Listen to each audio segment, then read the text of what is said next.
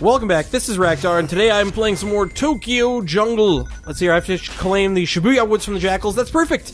I'm almost at the Shibuya Woods. So, in the last episode of this show, I got all my challenges done for the last 10 years. Shit went super well. And today I'm totally going to be kicking some more ass, or so I believe, because my inventory is filled with totally awesome items right now. Like, seriously, I've got a magazine and 2 beds. Like, those are some of the best items in the freaking game.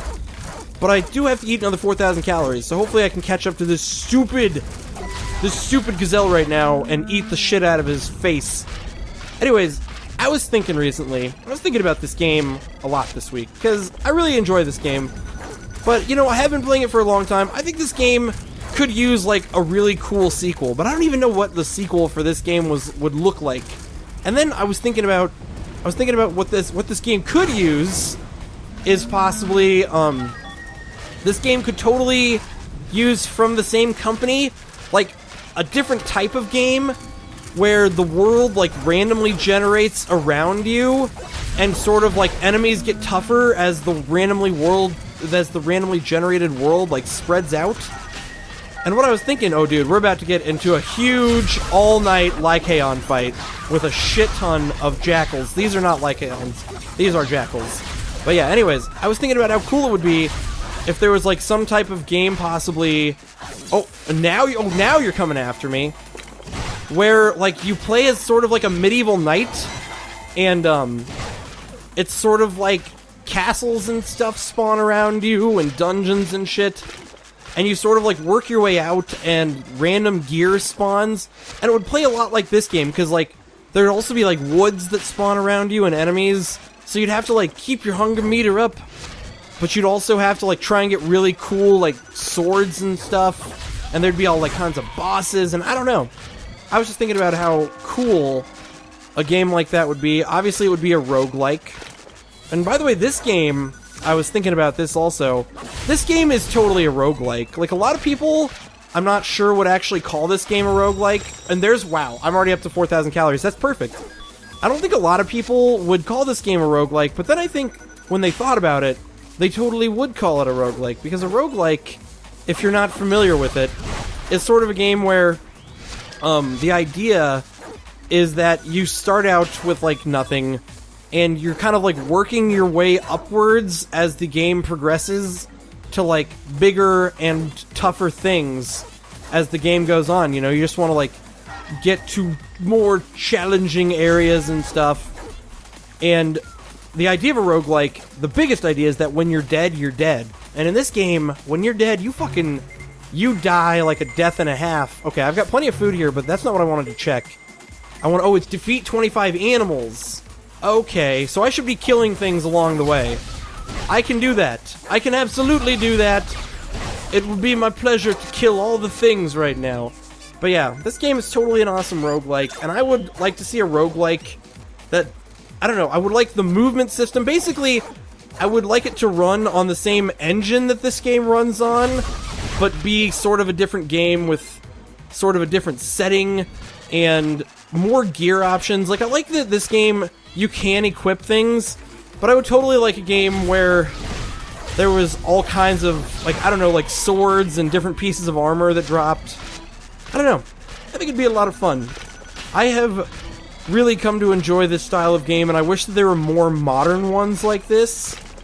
And this one is definitely the coolest one, and it is rather modern. And I am getting my kills really quickly right now. I feel like I'm just rocking the world of everything, including all these jackals. Oh fuck.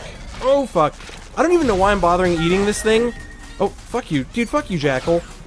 See, right now the game is, like I've been saying, it's pretty easy to just stay alive as Robodog.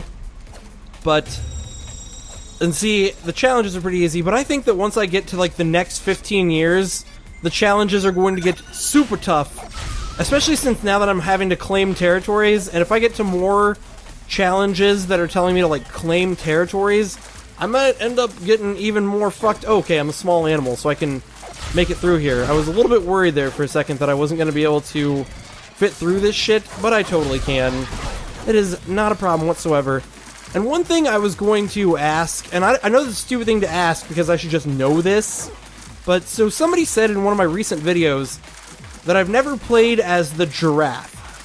And I wasn't sure, so I went and I looked on YouTube, I searched through the tags to see if I had ever played as the giraffe or not, and it doesn't look like I have, but if I could get just some more confirmation, so if you could just say in the comments, no, Rakta, you've not, but I don't know. Like I said, I searched, I'm pretty sure I haven't played as the giraffe, so I think that might be an animal that I play as in the future, because I've been trying to play as every single animal, but, and I thought that erc-x was the only animal left that I hadn't played as. But then somebody said in the comments, of the last video or the video before that, they're like, Raktar, you have not played as the giraffe. And I was trying to think of why I would not have played as the giraffe. And it might be because it's one of the animals that's on the end of one of the unlocking trees. And so that's how I missed the mammoth too, the mammoth was the very last in one of the unlocking trees. And so I just never really got to it. And what the fuck? This jackal, I couldn't tell if it was going to try and fuck with me, or if it was going to try and get ducked by me.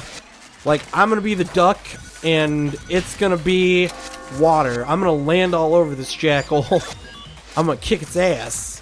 But I think that was the end of this challenge, if I'm not mistaken, but the game doesn't seem to be... Okay, there we go. The game does not appear to be counting it. Yeah, there we go. I was like, the game should count this. I totally completed this challenge with all the force of a great typhoon, and I did it with all the fury of the as seriously as the dark side of the moon. So, the game should totally be allowing me to do that shit right now. And, oh, dude, so I talked about this in the last episode a little bit, but, that episode aired at a different time than this one, and so now E3 has gone a little bit further in. I'm really excited this week about the Electronics, whatever the second E is, Expo. I think it's I forget what all three E's stand for, because I'm a fucking idiot. The other day at work, me and my buddy were joking around. We were like, it stands for the Electronics. It stands for the Expo. Or it's the Electronics Expo, where it's an expo of electronics expos, which would be a little bit convoluted. In fact, that would be a bad idea. They probably shouldn't be doing that. And dude, did you see that? I totally just got a nice jacket, which is everything that every robot dog ever dreams about.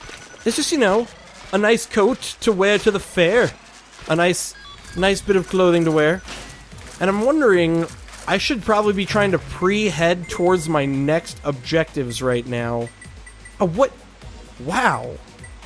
Head for Shibuya Woods? Oh, but mark 10 times. Oh, see? This is what I was talking about. How they're going to make it more challenging now. Is to mark 10 times, I have to go up that way. So, that is tricky shit because I've marked, all the way back down south of me on the map. I've pretty much marked everything. To get all these challenges done, I'm gonna have to pretty much mark every single spot on the map. So now I'm a little bit worried about how this whole situation is gonna turn out.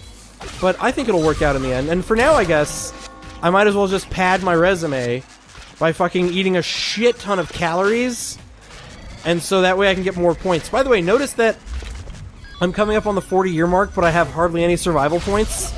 And that's because, like I've said in the past, the better the stats of the animal that you're playing as, the slower you accumulate points. Which I think is actually a really fair system, because it's if you can live for 75 years as the chicken, you're probably better at this game than somebody who can only live 75 years as a tiger or something. You know what I mean?